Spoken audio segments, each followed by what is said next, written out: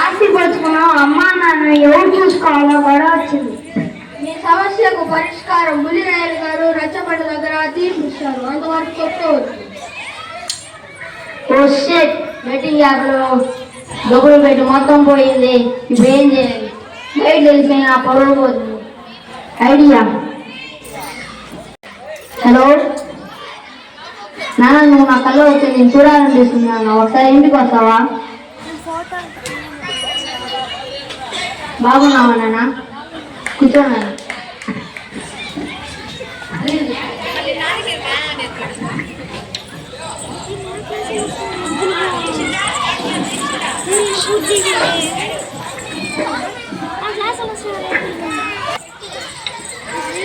పోయి మళ్ళీ తీసుకురా. సరే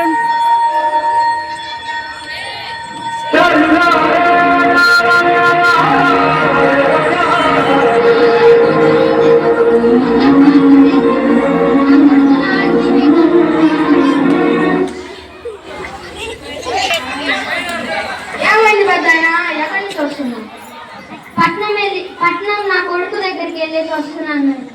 ఏం దిగులుగా ఉన్నావు పదైనా? నా కొడుకు నాకు తెలియకుండా నా ఆస్తి మొత్తం వేలిముద్ర వేయించుకొని కాజేస్తాడు. పెద్ద సాయంత్రం రచ్చబండ దగ్గరకు వచ్చి బుల్లిరాయలు గారు తీర్పిస్తారు.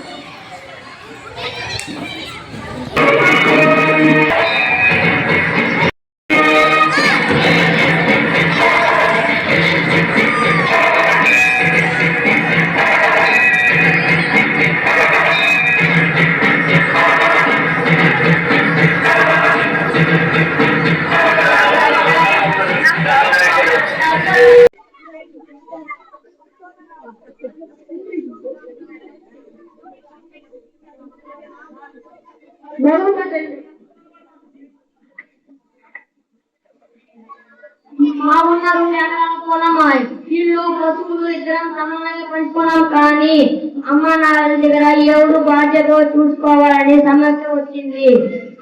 నాకు అమ్మ ఇష్టం అని నేను అమ్మని తీసుకున్నాను. పెద్దగా అదెలా కుదురుతుంది రాయుడు గారు? మా నాన్న వ్యవసాయం పనులు చేస్తుండగా పిడుపుబడి కళ్ళు దెబ్బతిన్నాయి. అందుకే ఏ పని చేయలేడు. అదే అమ్మ అయితే ఇంటి పనుల్లో పొలం పనుల్లో సహాయంగా ఉంటుంది. అందుకే నాకు కూడా అమ్మే కావాలి రాయుడు గారు.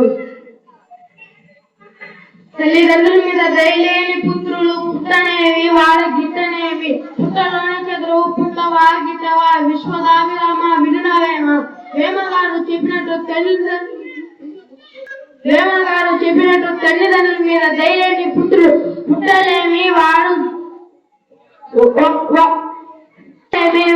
గిట్టనేమి విశ్వదాభిరామ వినునవేమ. వేమగారు చెప్పినట్టు తల్లిదండ్రుల మీద దయలేని మీలాంటి కొడుకులు ఉన్నా లేకపోయినా ఒకటే. వీరిద్దరికి చెరొక 100 కొరడా దెబ్బలు విని గారు మా బిడ్డలకి అంటే ఖచ్చితంగా శిక్ష వేయకండి. వనిగా తిప్పులను అంటే ఇక నేను విడాలు బాగా కలిసి వచ్చేస్తాం. చూడండి, మీ కన్న తండ్రి ప్రేమ. ఆయన ఎంత కష్టపడ్డా మీరు బాగుండాలని ఆలోచిస్తున్నారు. క్షమించండి నాన్నగారు. ఈ రోజు నుంచి అందరం కలిసి ఉందాం. ఈ రోజు నుంచి అందరూ కలిసే ఉంటాం. రాయి గారు సరైన సమాధానం తీసుకున్నారు. ఏమిటి మీ సమస్య?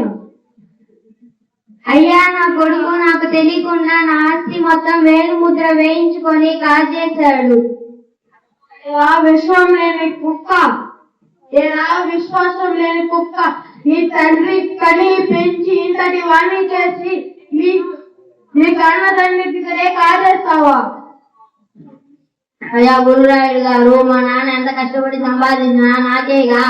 ఆయన ఎలాగో పోయాక నాకేగా ఆస్తి మొత్తం.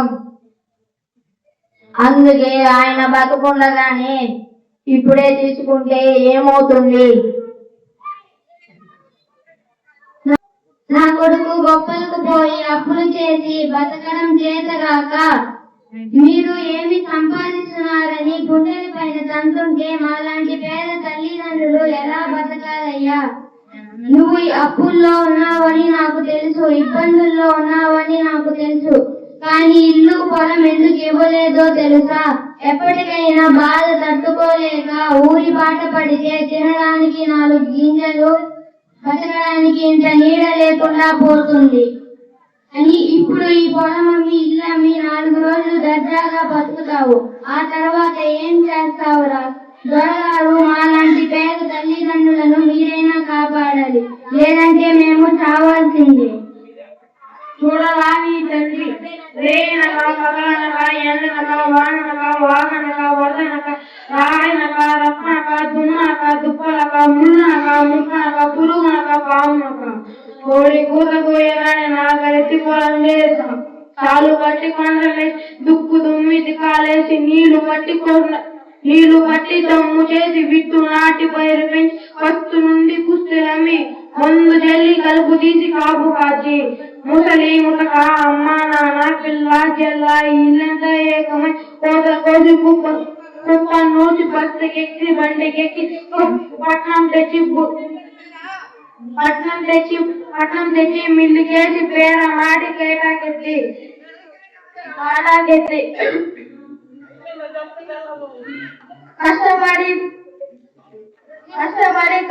కష్టపడి సంపాదించిన డబ్బులు కాజేయడానికి నీకెంత ధైర్యంగా? రైతు దేశానికి వెన్నెముక, అట్లాంటి రైతులే మోసం చేస్తావా? నీకు కష్టం విలువ తెలియాలంటే నువ్వు కూడా వ్యవసాయం చేసి నీ తల్లిదండ్రులను బాగా చూసుకోవాలి. ఇదే ఆయన గారు తీర్పు.